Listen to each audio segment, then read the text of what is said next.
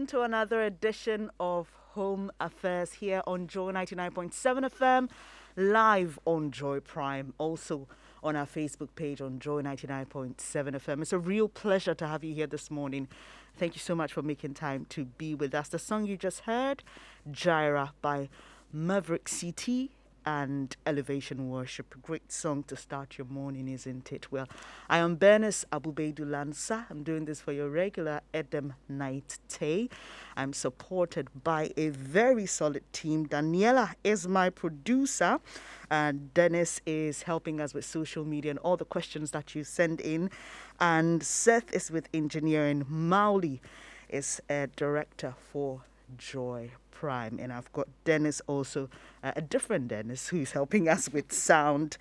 Now, this morning, by way of motivation, I'm here to tell you there's no need to worry. Worrying has never changed anything, has it? Just think about it. Worrying just causes you anxiety. It causes you to imagine all the things that may never happen.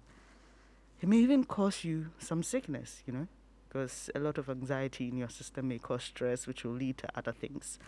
So just take a deep breath this morning. Know that Jaira is enough for you. Know that you're strong enough to handle anything that comes your way. Ask yourself, what can I do about this situation? If you can, do something about it. If you can't, like I said, just take a deep breath and trust your God to show up for you. This is Home Affairs, making homes out of houses. And yes, we've been doing that since we started this program. In the past few weeks, we've been focusing on family health.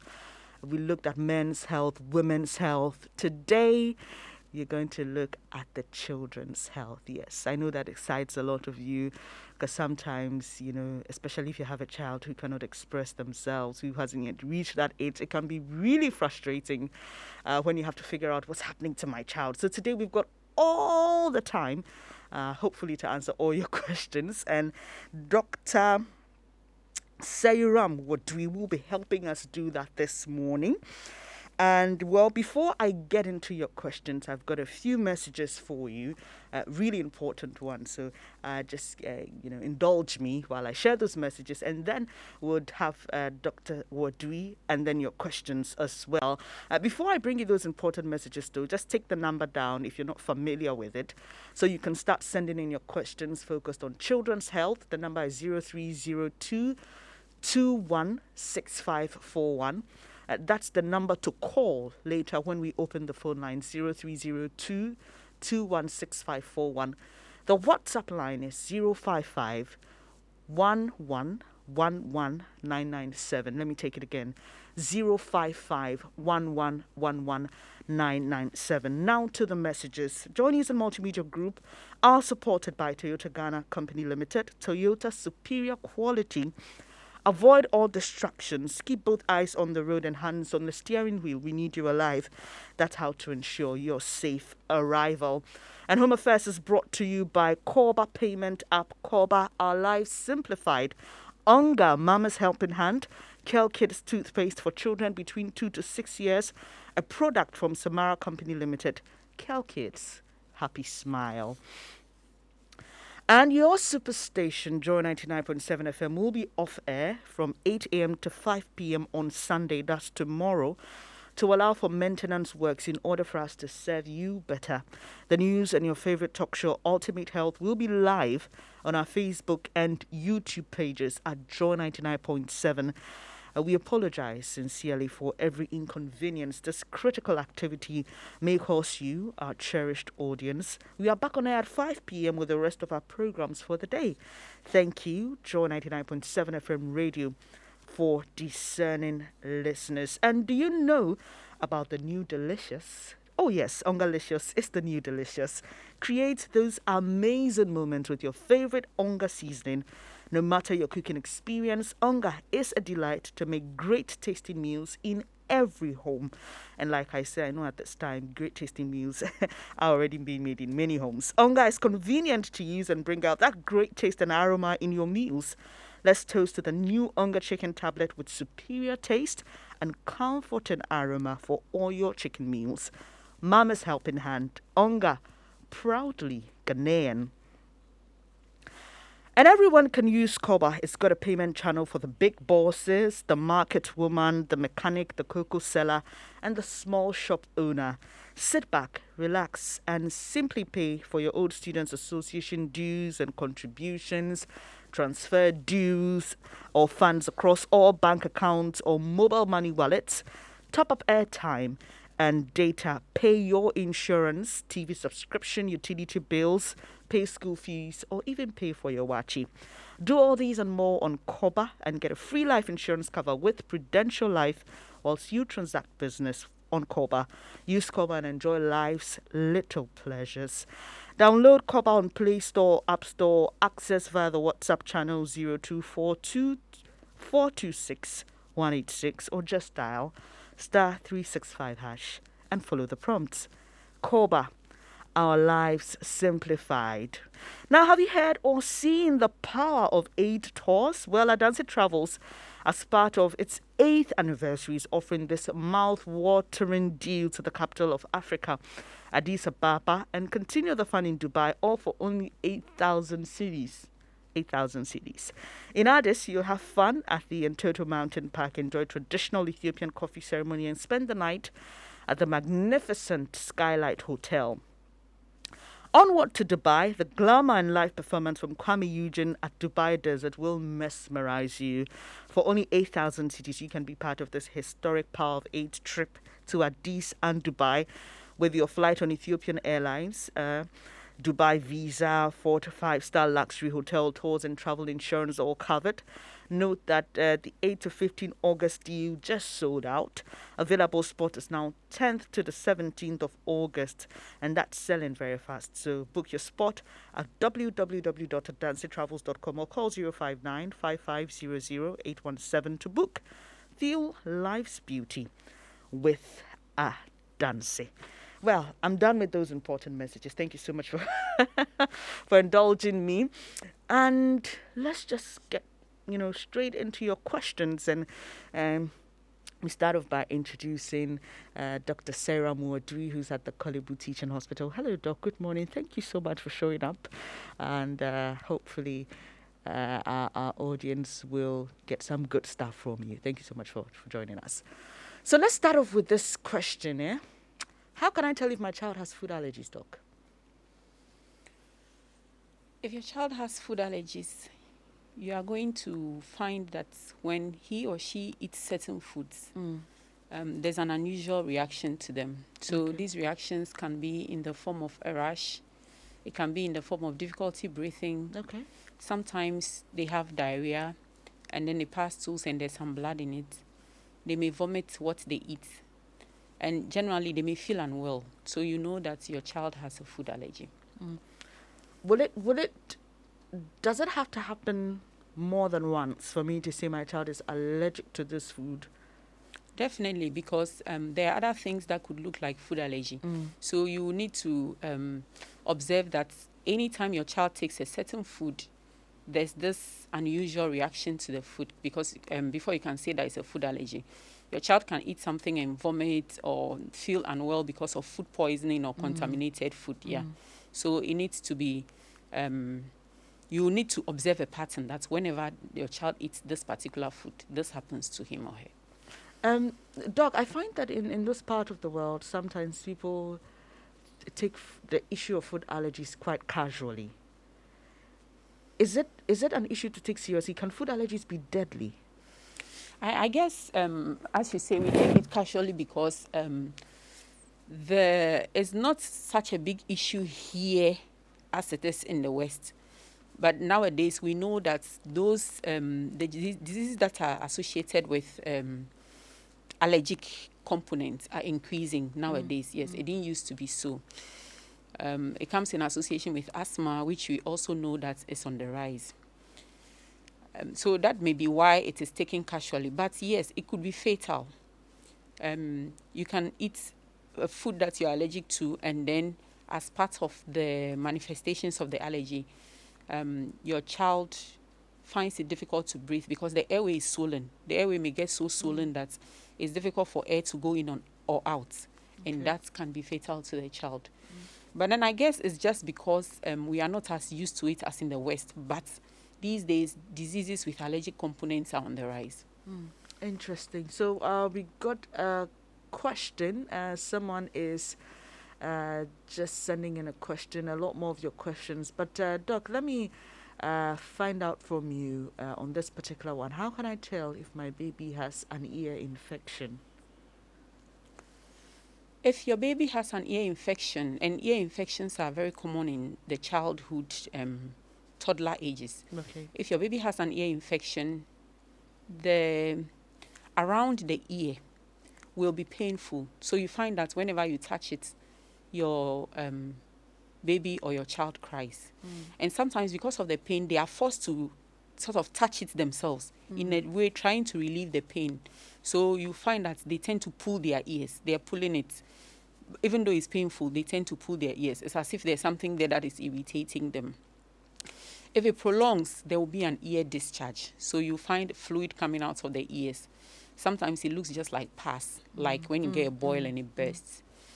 The child may be irritable, may not want to eat, may be crying for no reason, because some of them don't speak yet. They are non-verbal. They'll be crying for no reason. And they may have a temperature. So usually it's the temperature and the ear, the pulling of the ear, that will draw the attention of the parents that something is happening to the child's ear. But sometimes it's just a fever. And then they come, when you look in the ear, then you find that there's an infection there. What may cause an ear infection in a baby? So basically it has more to do with them just being babies, Okay. They are prone to cold and cough at that age. Just being babies, because their immune system is not as mature. They haven't encountered all these viruses that at this age we have encountered already. So the next time we meet them, we don't fall so ill. So it may be the first time they are encountering it. Has to do with their immune system, which is not so mature.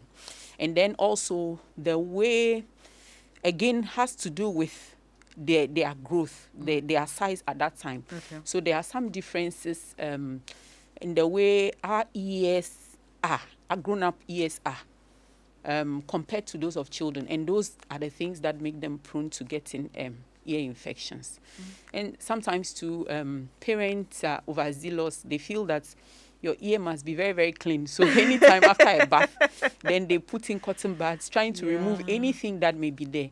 Yes, that will also lead your child to have ear infections. So, I mean, you can clean like the external ear, but when you put something inside the ear canal, and then, sometimes some of them actually go and hit the eardrum. Then you are cleaning because you want it to be so clean. That will also may also give your child an ear Doc, infection. I'm loving this conversation already. I mean, I can't wait to get more of the questions, and they're coming in very thick and fast. Let me just say that if you just tuned in, this is Home Affairs, where we make homes out of houses. And today we are focusing on children's health. And for many of you who've been following the show, you know that we've been doing men's health, women's health. It's now time for children. Don't be quick to, say, oh, okay, children, I don't have a child, so this doesn't concern me. The thing about children is you never know where you may show up. Like we've just discussed with Dr. issue of allergies. You may be at a party, you may observe something in a friend's child. So, children are all around us, so it doesn't matter who you are. Yeah, this is information that will help all of us. So, Doc, let me take this question, and it's coming from someone listening to us from Liberia. Thank you so much. Says, thanks for the show. What causes infant ear deformities? Can there be an operation to fix the problem? Infant ear deformities, I would group them together with infant deformities. So those are deformities that you are born with. We call them congenital, but it simply means that you were born with it.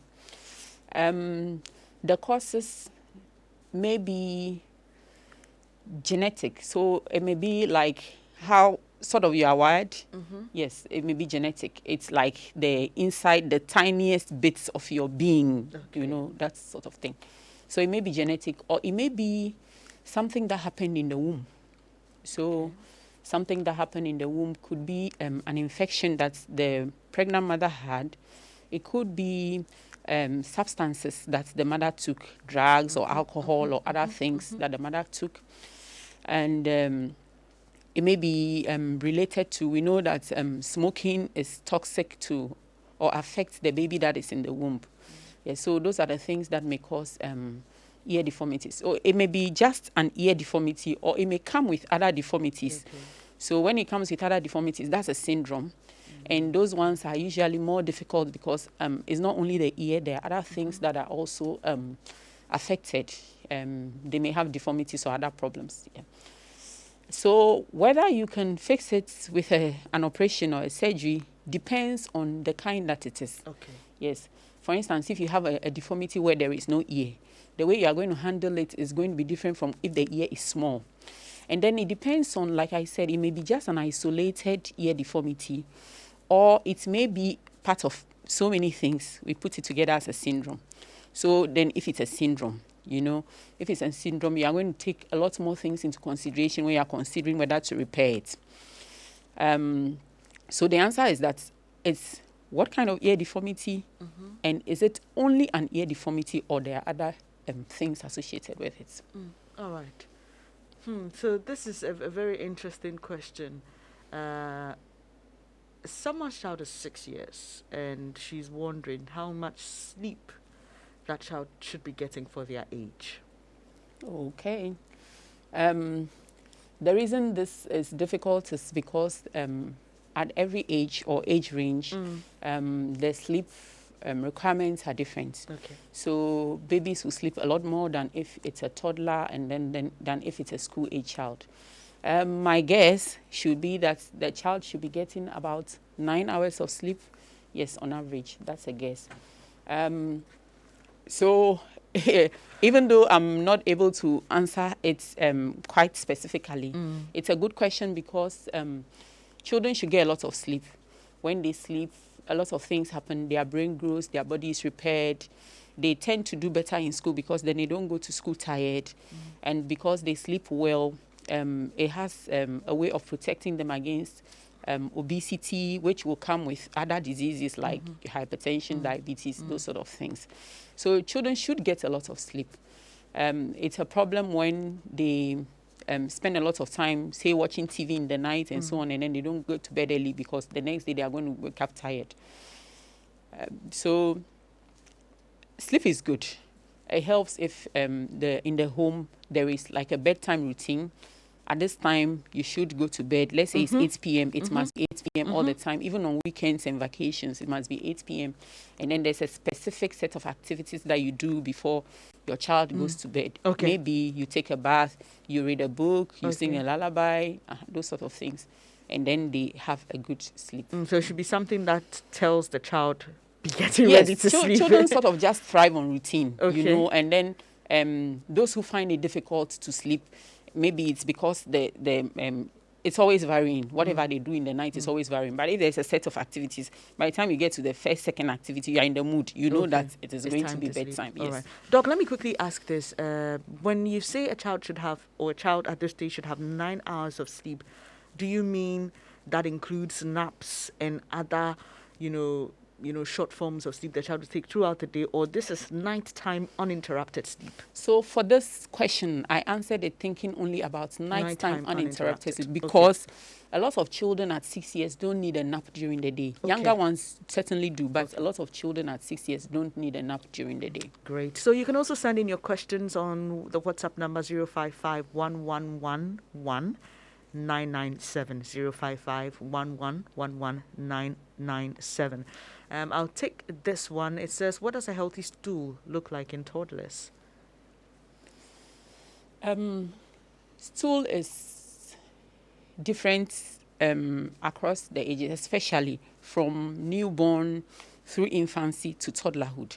But a toddler stool should look like an adult stool because our diet is similar, sort of, yes. So a toddler stool should look like an adult stool. It should be formed.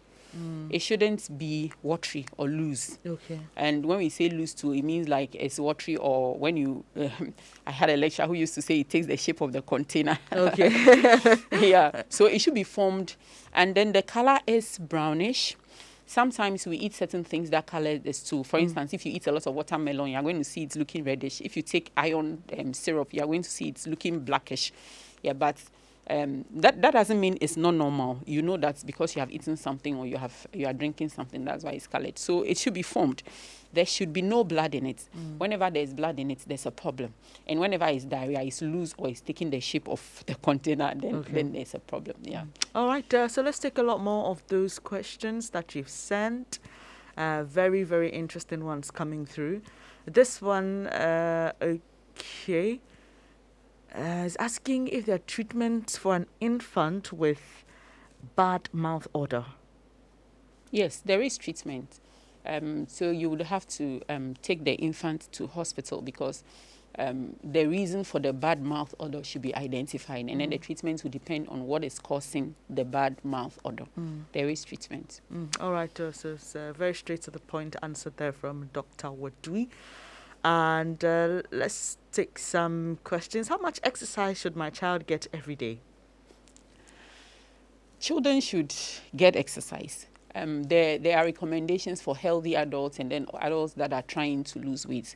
But for children, they should just be free to exercise as they feel like exercising. And in fact, when you look at children, for healthy children, you find that they are always exercising. Because what is exercise? Exercise is simply movement. So children, when you get to the toddler ages, they find it so hard to sit. We basically have to force them to sleep. So to sit, sorry, I mean. So they are always exercising because exercise is just movement. They should exercise. They should get outdoors. They should breathe in fresh air, look around. When they exercise, most of the time, they are also playing. And we know that when they play, they grow. So they should exercise. Again, I'm not able to put a figure to it because the recommendations are really for healthy adults and then adults in other categories, yes. But I think that children exercise more than adults because they're always on the go. All right, this is quite a disturbing one. It says, good morning, doc. My child starts coughing, then she finds it difficult to breathe, and she's asking if it's asthma. And can a mother pass on asthma to a child? So I'll start from the bottom. Yes, asthma is, there is a hereditary or genetic component which is modified by the environment in which you find yourself.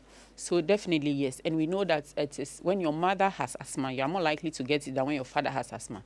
So yes, that's the answer is yes. So a child who finds it difficult to breathe after a bout of coughing, whose mother is asthmatic, that sounds so much like asthma to me. But again, because there are also other things that can look like asthma, even though this looks like asthma, there are other things. So it would be good that the child is evaluated in hospital and then it can be said whether it is asthma or not. There is even a kind of asthma that is called cough variant asthma. For them, their main manifestation of an asthmatic attack is just cough. You find that they are coughing, especially in the night or dawn, then they cough. But this question sounds like asthma. Interesting. And Doc, I know someone who was quite shocked to learn recently that pediatricians actually take care of babies from 0 to and children to 17 years, because they actually thought pediatricians are just for babies and toddlers. I'm just saying this because I know that some people may be wondering if their teenagers' health, should be focused in this conversation. Yes, if you have questions about your teenager, do send them, because a pediatrician takes care of 0 to 17-year-olds, so they're most welcome. And I've seen one question from Adelaide, who is listening to us from the Eastern region. She says, I noticed that a mosquito bit my 2-month-old baby. Should I be worried? What should I do? And she's just alerting us that they actually sleep in a mosquito net. So any insect bite, I mean, you don't want an insect to bite your child. So if an insect is biting your child, you should be worried. So she said that they sleep in a mosquito net. We know that the insecticide-treated ones are better. I hope it is an insecticide-treated net. Now, I know the reason she's asking is she's asking, could my child get malaria? Yeah. So, yes, it is mosquitoes that transmit malaria. having said so, it's not every mosquito that is carrying the malaria parasites, so it's a particular species of mosquito. And then again, even that particular species of mosquito, it is not all of them at that time that they're carrying the parasites. You should be worried. Your child should not be getting bitten by mosquitoes. But I would not say that because your child has had a mosquito bite, go and treat your child for malaria. No. Okay. So at this stage, what should she just be monitoring the child to see if there may be any symptoms of malaria, or you would recommend that after a while, just to satisfy her curiosity, she can just go and get him tested, or get the baby tested, and free her mind of any anxieties. So I would say that she should just monitor her child to see if her child falls ill. And if her child falls ill, then the child can be taken to hospital. Because, again, we blame malaria for so many things. Malaria is like is the scapegoat for, there are some things. There are viral illnesses that look like malaria. Sometimes your child has a cold and it looks like malaria. There are so many things that look like malaria. Definitely mosquitoes should not bite your child that late. All right. Okay. I can see all your questions coming in, and I really appreciate them. I will quickly try and take all of them. This one says, good morning. My child is 1 year, 9 months. He doesn't eat anything apart from a particular brand of chocolate beverage and cereal. I went to weigh in last week, and the nurses told me that his weight is not good. Will this affect him when he grows up? This is from Shine in Pantang. The extent to which being underweight will affect a child when he grows up, being underweight affecting a child when he grows up depends on the extent. That's what I mean to say. Yes, because there's a wide range when we say that your child is underweight. With the right intervention, children easily catch up. Especially, this sounds like a very concerned parent. So it's a parent who would hopefully follow through with interventions. So when the nurses tell you that the weight is not good, what should happen next is that you are referred for intervention. You are referred either to see a doctor, who then directs you to see a dietitian, or sometimes you go to a dietitian straight. The reason why you should see a doctor first is because even though the commonest reason for not gaining weight is from nutrition, sometimes not gaining weight is not only from nutrition. So, for instance, touch wood. But if your child has, say, a heart disease that he's born with, that your child may eat well and not gain weight, or your child is born with some liver disease or kidney disease, those sort of things, your child will eat well and not gain weight. So that is why it's always recommended that if your child is not gaining weight, your child is first evaluated by a doctor. And then if it is found that it is only because of nutrition or not getting adequate food, then you are referred to the specialist who manage that, and that's a dietitian. Now, this child who seems to be picky, the dietitians are trained to intervene very well. They can help you plan a meal according to how much energy and other nutrients your child requires, give you a menu and locally available foods that you can do, even teach you some techniques to help your child to be able to accept the food. A lot of times we don't pay attention to, we feel that the children are not, they're not adults. Like, for instance, plating your food. In what container is the food coming in? Is it attractive? Your calorie, is it attractive? The food you are given, does it look nice? Does it taste nice? A lot of times we think that they don't, you give them anything they eat, but they are also, they are interested in whether it's nice. They have choices. Yes, they have choices. That's exactly the word. Yes. So from this question, what should follow is that the child should be evaluated by a doctor, and if it's found that it is only because of food, then the child is referred to a dietitian. Even if it's due to other things, the dietitians always have an input, because, so for instance, if you are managing a heart disease and you need maybe extra food, more food than the person who doesn't have a heart disease, then the dietitian has to come in and formulate how much energy the child needs, how much protein, how much this, and tell you that in a day you feed at this interval, feed these kinds of food, and then the child's weight to pick up. All right. Wow, I see a lot of questions on my account. So thank you all so much for bringing your questions in. This one says, I realized my baby of 12 months had some rashes all over her just after giving her cereal containing wheat. It didn't itch, but she was very fine. Does it mean I shouldn't give her wheat again? Please advise me on the right cereals for her. And then she adds that she doesn't sleep well too, no matter how fully fed she is. She'll still wake up to take breast milk. Okay, so I'm just struggling to see the age. How old 12 is it? months. Okay, a 12-month old. Okay, I'll start from the bottom. A 12-month-old baby should ideally still be breastfeeding. So it's okay that the child wakes up to take breast milk. We advise that you breastfeed until the baby or the child is 2 years at least. So your child can even be 3 years and still be breastfeeding. So you do exclusive breastfeeding till 6 months, and then you add on the complementary feeding until 2 years before you stop breastfeeding. So it's okay if a child at 2 months is still waking up to take breast milk. 12 months. Sometimes it is at 12 months, sorry. Sometimes it is just when you're breastfeeding, it assures them that you are there. And then sometimes some of them wake up in the night, especially those ones that are having what we call separation anxiety. They wake up and they are like, is my mama there? Maybe she's not there, and then when they start breastfeeding, they are reassured that you are near them and you haven't gone anywhere and everything, apart from the small nutrition that they may provide. So it's okay to be breastfeeding at 12 months. Now, this child has taken wheat and has a rash. Well, if it is found that whenever this child takes wheat and has a rash, then this child should not take wheat. And she was asking what kind of cereals. Like, she's just thinking that because of this reaction to wheat, are there other cereals that she should be worried about giving the child? So those who have allergies sometimes have allergies to a group of things and not just one thing. So this child that has an allergy to wheat may have just, well, I'm assuming it's an allergy, may have just an allergy to wheat or may have allergy to other cereals. So the mom is supposed to observe and see if the same thing happens whenever the child takes wheat, and if the same thing happens whenever the child takes other cereals. And if that is the case, then those cereals should be removed from the child's diet. Yeah.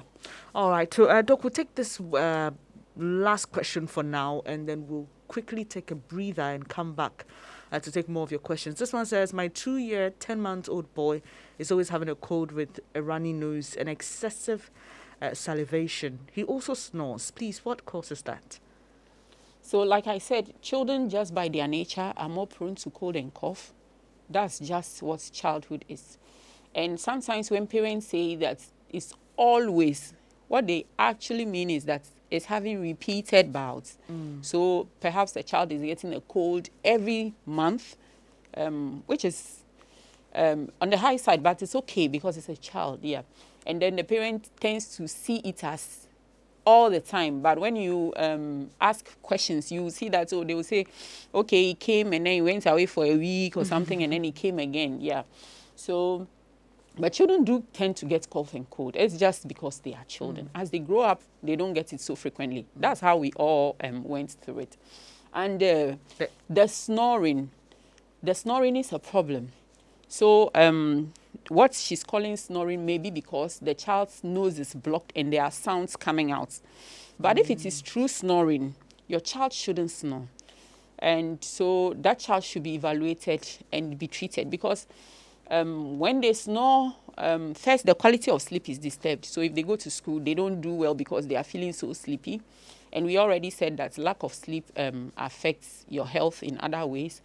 And then over time, if this is what we call obstructive sleep apnea, which means that as you are sleeping, sometimes your breath sort of sneezes because of the same thing that is making the sound snoring come out. So if this is it, over time, it could actually affect the heart. So a child shouldn't snore. That child should be sent to hospital and evaluated. Perhaps there's something at the back of the throat, which is too big, and then it can be treated for the child.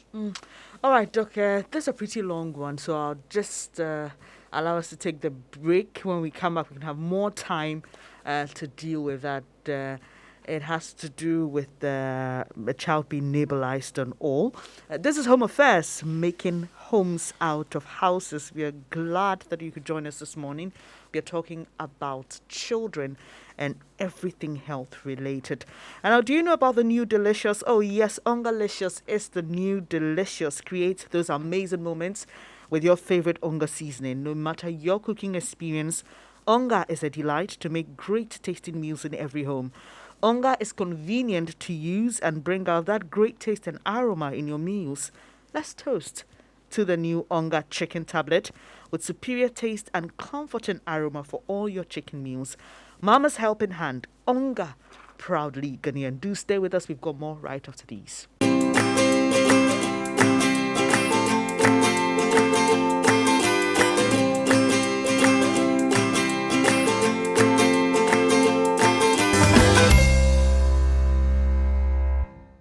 Here on Joy 99.7 FM and on Joy Prime, also live on our Facebook page, Joy 99.7 FM. Today we are talking children's health. You've been sending in your questions. Dr. Wordui has been answering them beautifully, and many more questions are coming through.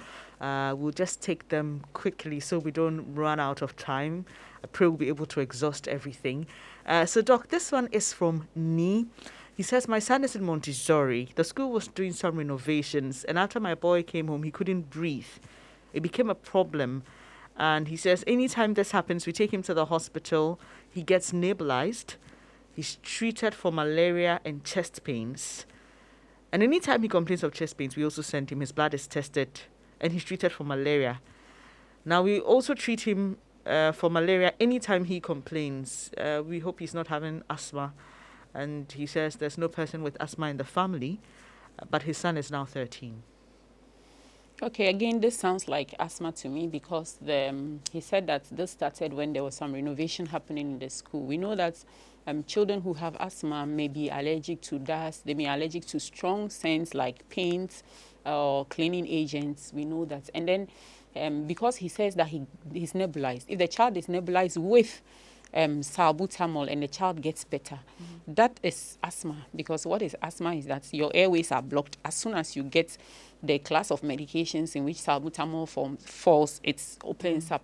So this sounds like asthma to me. And the chest pain, for a lot of children, when they get asthma, when they can't breathe, children are a bit poor at localizing or expressing their pain or expressing whatever it is that is happening to them. So some of them, their asthma manifestation is chest pain, and then they can't breathe. So this sounds like asthma to me. As for treating him for malaria whenever he has chest pain, I would say that's a difficult one to answer because he probably has malaria, he probably doesn't have malaria. We know when you have malaria, you have body aches, so your chest is also part of your body and it can pain you. But this story sounds much like asthma to me. I wouldn't advise treating for malaria anytime he has chest pain. I would advise taking him to hospital. But now he needs to ask his doctors some questions. Yes, because if it's asthma, every asthmatic needs an inhaler. So that when you have an attack, you can do something at home. It may go or it may not go, and then you need to go to hospital, aside your regular follow-up. Right. But for emergencies, you should be able to do something at home. So he needs to ask his doctor some questions. If it is asthma, then what should be done is that there should be a plan. What do I do when my child has these symptoms? And then that is done for the child as an emergency at home. Because, you know, the thing about asthma is that you could be having mild asthma. One day you will get a very severe attack. And that can be touched with life-threatening. So every asthmatic needs to have an inhaler, needs to have something they can do at home when there is an attack. Okay. All right, okay. So this one is from a different listener, but it's a follow-up to this. Can asthma in children be cured? So some children may outgrow asthma in the sense that we said that asthma is an interplay between your genes and your environment. You see, so if whatever is causing the asthma is removed from your environment, it could be that you won't get attacks again because the trigger is no more in your environment. Okay. So that child may now have frequent or no attacks at all. And then again, like I kept saying right from the beginning, children tend to have a lot of cough and cold. And sometimes when they get a cold, they have something that tends to resemble asthma. That may not be true asthma. So they have the same thing, their airways become narrowed, but it may not be true asthma. So if that is what it is, when they grow up and they have less frequent colds, then you find that that is not happening. So that was not true asthma. And then a third reason is that asthma can be triggered by the cough and cold. So as they grow and they have less cough and cold, then they have less attacks. Okay. So in that sense, some children outgrow asthma. But there are even people who were not asthmatic as children, and then they become adults, and then they get, or they show asthma. Yeah. Interesting. I've seen a question about kidney disease in children. Let's take that one, and then we can open the phone lines. This says, good morning. Per my observation, a lot of young children and adolescents are increasingly experiencing kidney infections. What would be the possible cause, and any suggestions to prevent them? My daughter, who hardly fell sick, went to SHS1 and suffered same. And I observed a number of such conditions in the hospital. This is from Happy in Bolga. Has a personal story and also shares what he observed when he went to the hospital. So kidney happens to be my my love. Your specialty, eh? Yes. So great. I could just go on and on and on and talk about kidney. But she said kidney infections. Again, that's a difficult one to answer. Now, I don't know whether she means urinary tract infections, which is like the whole urinary tract. So it may start from up like kidney and come all the way down through your urethra to as you are urinating. I don't know if that is what she means, because that's one is an infection. So children tend to get it. They get it from maybe the girls, they are cleaning themselves after they've used the toilet. Instead of cleaning from front to back, they clean from back to front, and then they carry some of the things from the back. Okay. You know our backside, what it is used for. Yeah. And then they bring up, and then it goes up the urethra, and then it gives them infections. Or some children, especially the smaller ones, when they are playing, they want to wee-wee. They don't want to go and wee-wee because they are too busy playing. They tend to hold their wee-wee. And when you hold the wee-wee for a long time repeatedly, it can be a place where infections can grow. Or some children go to school, the washroom is so nasty, they don't want to go and wee-wee. So again, they tend to keep their wee-wee. Or an infection somewhere else in the body can spread through the body and then go and affect the kidneys and the urinary tracts. So that is one. Now, when you come to the kidney itself, we have some children who are born with anomalies of the kidney. That's how they are born. So that group is there. And then we have some of these anomalies that can lead to what we call chronic kidney disease. So that group is also there. And then we have some people who have acute kidney injury. Okay. So you can get acute kidney injury from any infection anywhere in your body, and then it can go and affect the kidney. You can get it in our environment notoriously from malaria. So children get malaria, and because they are children, they tend to have severe malaria as compared to adults. So you get malaria, you get severe malaria, and then as part of the manifestations of the severe malaria, your kidney is affected and you get a kidney injury.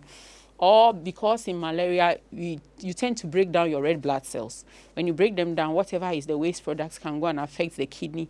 Or again, in our environment, we have children who have sickle cell disease.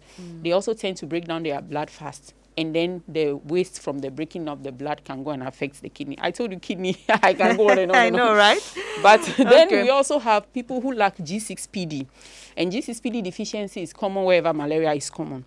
They also, when they are exposed to certain medications or infection, they break down their blood. This is called hemolysis. They break down their blood, then they get jaundice, their eyes are yellow. But then the waste products also goes to affect the kidney. So what we are seeing is that acute kidney injury is increasing. The incidence is increasing. It's also probably because now we go to hospital more, or maybe now our data collection is better, but it's increasing. And then acute kidney injury, if you don't manage it well, can result in a chronic kidney disease where later on in life, the child may need a dialysis or may need a new kidney and all that. Yes, it's increasing. Infections are increasing. Acute kidney is increasing. Acute kidney injury is increasing. And that means that chronic kidney disease will also increase, because some of the acute kidney injury will actually go and give chronic kidney disease. I just lumped everything together and sort of spoke about the... Okay, so like Doc says, I mean, like, she does so many things, and this is her specialty, but she also runs an organization, BabyChildandCo, and you can find them on the internet. They do a lot of writing, blogging. You can even sign up for some emails and news. Parenting clubs and all. We have a forum, a community forum where you can just join and ask whatever questions you want to ask. Okay. The other parents can answer it for you, or we can answer it for you. You can just share parenting tips. So it's babychildandco.com, which is that's our website, our blog. And then you can also find us on YouTube because we use videos as well to complement what we do. Yes. All right. So quickly, we'll be taking just one last question from our WhatsApp console. Then you can call us on 0302. I'll bring you that shortly. 0302216541. Let me take it again. 0302216541. And call in with your questions. But there's this one, Doc, that says, thank you for your effort to educate us. My son, who is 13 years, recently we discovered that he had one testis. And, okay, he was operated, but after that, the doctor referred my son to undergo MRI scan. After the scan, the result was that the testis was not found. I want to know if there's anything else I can do for my son, though he's feeling fine. Should he go for another MRI scan to double check him? And you sent in your name. All right, we'll get that later. Sorry, there's just a bit of a technical challenge there. But Doc, an interesting question. Okay, so this is from William, who's sending us this message from Sugakotha. So I don't know whether the surgery that he had was to bring the testis down, because he said he had one testis, and whether it was that they looked for the testis, it wasn't in the scrotum, and then they brought it down. So that part is not clear to me. This question is very difficult to answer because once the person had a surgery, there's a lot of history behind it, which we are missing here. And this child needs to be isolated and evaluated as a whole. So I'm so sorry, but it's such a difficult question to answer. Okay. All right. Sorry, but would you advise, he's just asking for another MRI scan? So what I would advise first is that the child is evaluated. You see, because all these imagings we do, they are not without risks. So you can't just, or it's not a good idea to just get up and go for an imaging. The child should be evaluated. And if the doctor thinks that an MRI scan is needed again, then that is what they do. All right. Okay. I don't know where... so the child is now 13.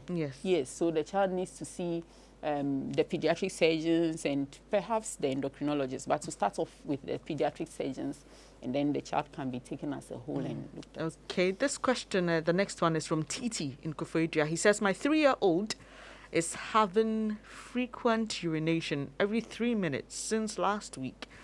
I don't know, Titi, if you've been to the hospital, but he's just asking... that is not how she was. There's no history of diabetes in the family. I don't know why the issue of diabetes here, though. But, Doc, over to you. So the issue of diabetes is because one of the cardinal symptoms of diabetes is that they urinate frequently. So I think that is what she must have heard. And then she was wondering that's because the child is now urinating frequently. So if the child is drinking more frequently, the child will urinate frequently. So again, history is important. But I think that this is probably a urinary tract infection, probably. Yes. So this child, like you rightly said, should be taken to hospital. Yeah.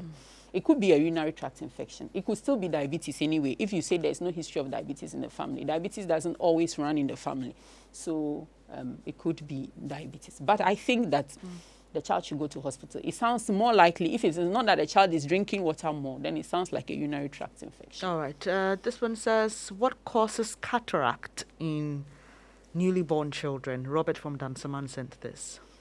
So I'm guessing that the child was born with a white patch on the eye. That's what I'm guessing, because it's a newborn, yes.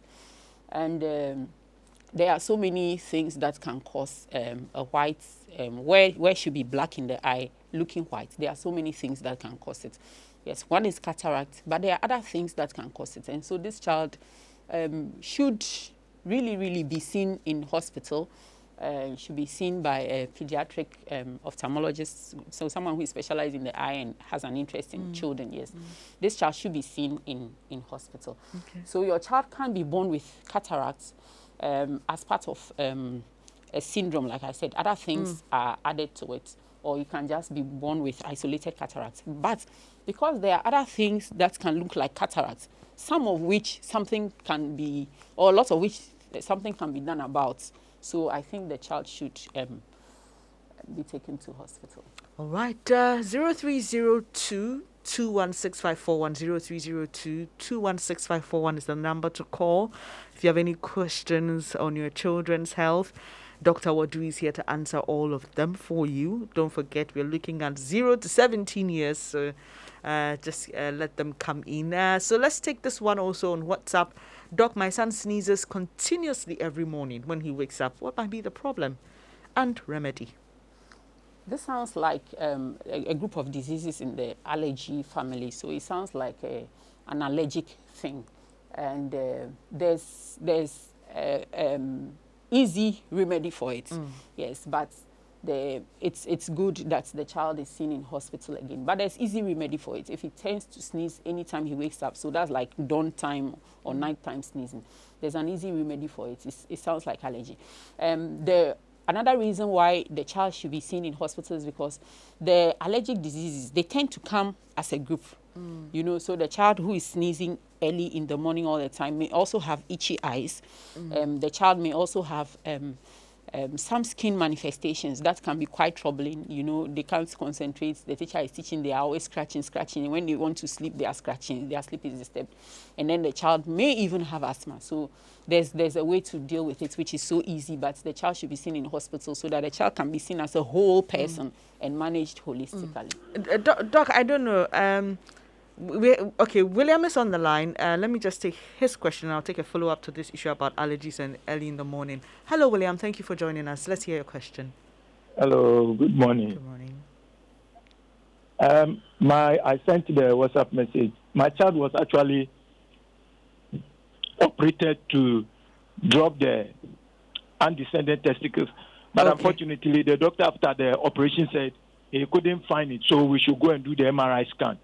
We did the MRI scan, and that is where from Sogakope, we went to Accra to come and do the MRI scan. So 2 different doctors. And the one who did the MRI scan said the testis was not found. So I don't know what I should do again, because I've read a lot and I learned it could trigger cancer, and that is my fear. Doc. Okay, so what I would like to say is that if there's a way of William contacting us off air, and then I can give him directions as to what to do. Yes, please. All right, okay. William, so you just hold on, and my producers will take your number so we can reach you when the program is done, and then we can deal with that. So, Doc, back to that question about the early morning and issues of a child sneezing continuously.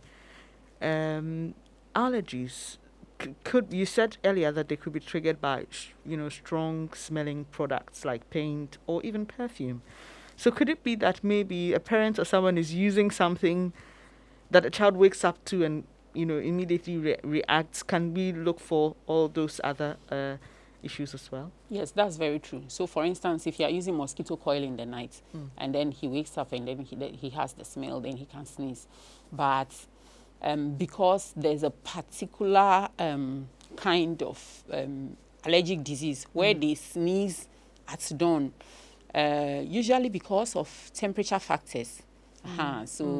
Yes, that's there. But it's very possible if you are using, or maybe if you wake up at dawn and you are mopping the floor with some strong detergent, that can make your child sneeze whenever he wakes up. Yeah.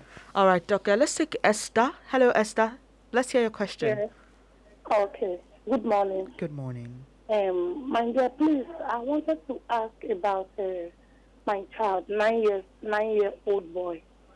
Whenever he walks to a certain distance, he'll just kneel down and... Hello, Esther? Yes. He'll kneel down as if he's tired and he will just be panting. So I just wanted to know what is the problem, please. Okay, and this is just recently? Or has the child been doing this just recently? Yes, please. Yes, please. All right. Okay, Doc. So recent manifestation in the child, mother is worried. Okay, so you really have done my job for me by asking, because I was wondering when they started. Yeah, because she's saying that it started recently. We can look at things that cause a child to get tired fast, like low blood levels, like things, any infection that can cause low blood level. Malaria is on top of the list. But walking and then squatting or kneeling down could also be a manifestation of a heart disease. Okay. It's possible that there is a heart disease. So again, but what she's saying is that the child gets easily fatigued. That's basically what she's saying. Okay. The child is getting easily fatigued. When it comes to that, we are looking at blood. Either the blood level is low on its own, or the heart, which is supposed to pump the blood, is not doing it as well as it should. Those are the two things that come top of the list. So again, we need to find out what it is. Are the blood levels low or the heart? Yeah. All so right. hospital. Okay, so Esther, you need a doctor to evaluate your son. Thank you for calling. We have Ajaman on the line. Good morning, Ajaman. Let's hear you. Good morning, Madam. Trust you're doing well. Very fine, thank you. Yeah, it's a great topic that you are discussing. My question is, there are some certain things that the children consume, you don't take particular attention about it. Like, sorry, Ajaman, I'm finding it a bit difficult to hear you. Can you please raise your voice just a little bit? Okay, I'm saying that there are a lot that the children take in that we think is okay, but when it comes to the grown-ups, we see it to be dangerous, like consuming too much egg, something like milk, sugar, and other things, meat, and all of you. Okay. Sometimes we do say that, oh, they are children, their immune system is different from the grown-ups. It won't do them anything. It will not hurt them. But when it is for the grown-ups, it is dangerous. Is it okay for the children to be consuming these things when we see it will be dangerous for the grown-ups? And at what point in time that it will be dangerous for them? And don't you think that when they take it too much, at a point in time, it might be disturbing them as they grow up? So your issue is not about what they consume, but the quantity. Is that it? Yeah, because maybe you say a grown-up might take egg twice a week, but the children, if every day they take one, okay. Okay. Is it okay like that? Okay, well noted, Ajaman. Thank you very much. Doc will answer your question. Yeah. The reason we should pay attention to food habits early on, or food early on, is that we are laying the foundation for a lifetime of food habits.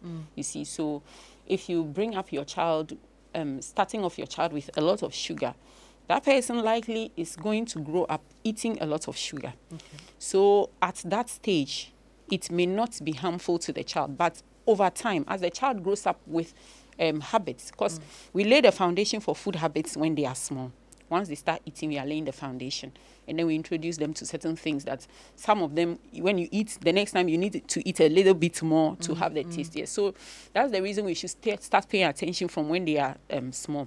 And another reason is that food throughout the ages should be balanced.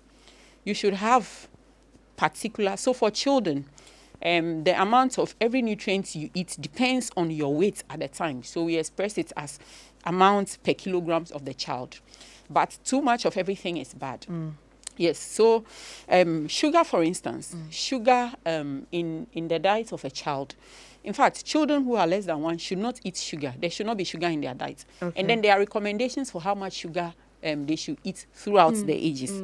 Yes, so we should pay attention to it. An egg, you can eat too much egg as a child, because what you eat should depend on your weight. And if you eat too much, you are eating too much. But more worrying is the fact that you carry this with you through adulthood. Now, the child's food should be balanced. It should be whole foods. So all these refined foods that we eat, I don't want to mention any particular foods, but foods should be whole. They should not be so polished, because when you polish the food, you remove a lot of nutrients and then you remove fiber. When children don't eat whole foods, they have constipation. They tend to put on too much weight. And remember I said you are forming a habit. So the same thing that made you have too much weight as a child, if you carry it with you through adulthood, by the time you're an adult, you are obese. And then your knees will bear the brunt of the weight. Then you have pain, and then you develop hypertension, you develop diabetes. Sometimes it's even associated with asthma. And you know, children can be merciless at teasing.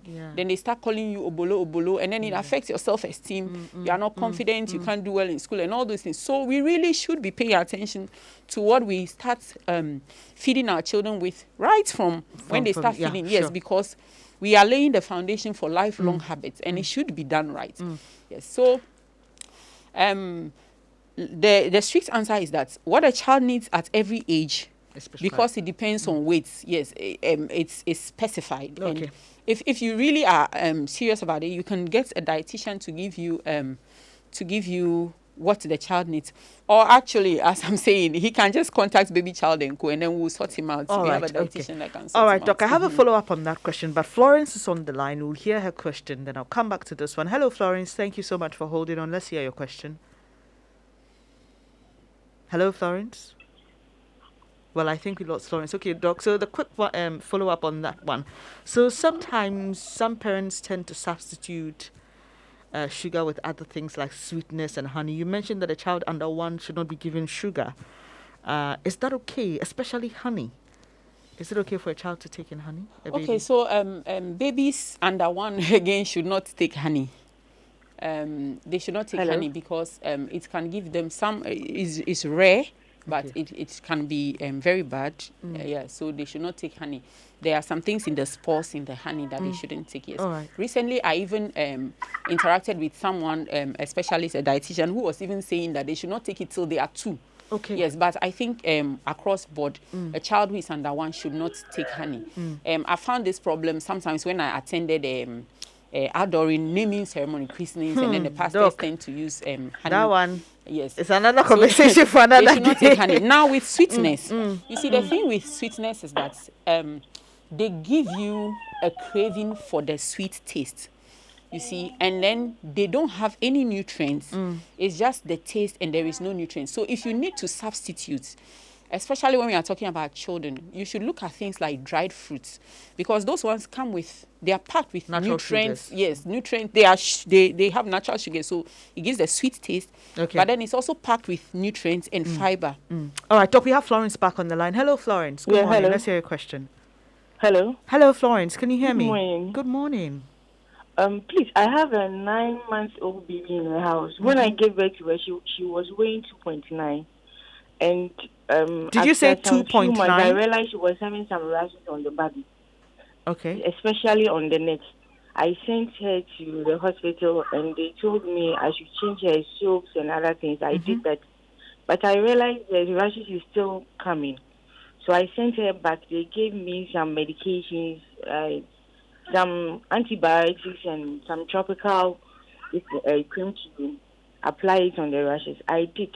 But now the rashes looks like pains, like someone has gotten pains and it's healing, and like some kind of blisters. It has been peeling off, and it's reoccurring frequently. Okay. So now I don't even know what to do. Now it's like around the neck, the back, the buttocks, the pubic side, the perineum, like it seems like the whole body. All right. And I don't even know what to do. And the last time we went 2 months ago, when we went to weigh, she was weighing 6.4. Now she has reduced to 6.2. Okay. So I don't know whether it's the rashes which is affecting her weight loss or. All right. Florence, if you can hear me, did you say that her birth weight was 2.9? Yes, at best. Okay, sure. Thank you. So Doc will answer your question. Thank you for calling. So children should double their weights, their birth weights around 4 months, and then they should triple their birth weights around by the time they are about a year. So if the child weighed 2.9 at birth and is now 9 months and is weighing, I think it's 6. I've quite lost that. She said 6.4, and the child dropped to 6.2. Okay, so what is worrying is the drop. The child should not drop. We know that as they grow, they don't gain weight as fast as they started off with. Growth slows as the age goes. Yes, but what is worrying is the drop. So there's something happening that is causing the drop. Around the age she's describing, around 9 months, because of the switch from exclusive breastfeeding to feeding, they tend to have a lot of feeding issues, and most of the time that is what is responsible for if they tend to lose weight. That's also the time, 9 months, they are starting to have a will of their own. Sometimes they want to feed themselves, and because it will be a mess, the parent wants to feed them, or because it will take forever, you want to go to work, you want to feed them, and then it becomes a power struggle. So around that age, there are a lot of feeding issues, and that could be why the child is losing weight. Now the skin.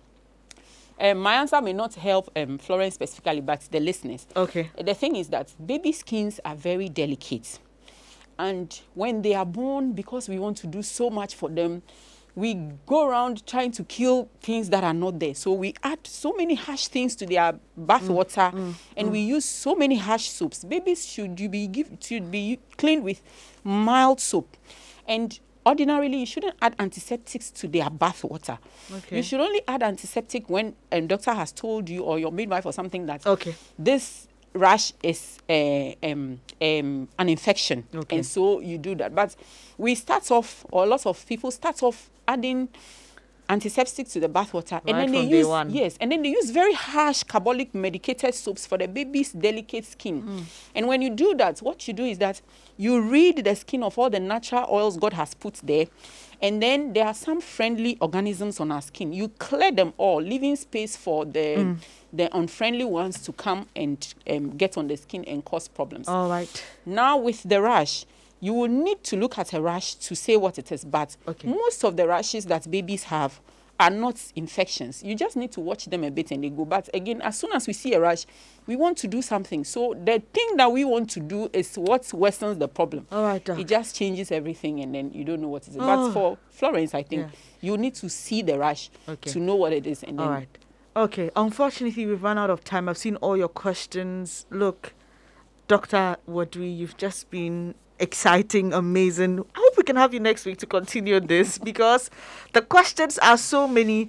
Please bear with me. There are so many questions, and sorry we couldn't take them all. But Doc, if we can have Doc next week, we will continue definitely on the same subject and take your questions. And happy birthday to Mary Baidoo. This is from your brother, Felix Baidoo, Press Secretary, Ministry of Education.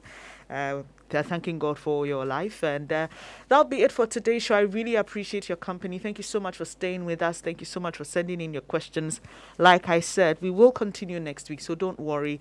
God willing, we will bring you answers to your questions. But do stay with us here on Joy 99.7 FM. Coming up next is the Weekend City Show with your favorite three men and something to excite your morning. Thank you. I'm Abu-Baidoo, and on behalf of the team, we wish you the very best of your Saturday. Take care.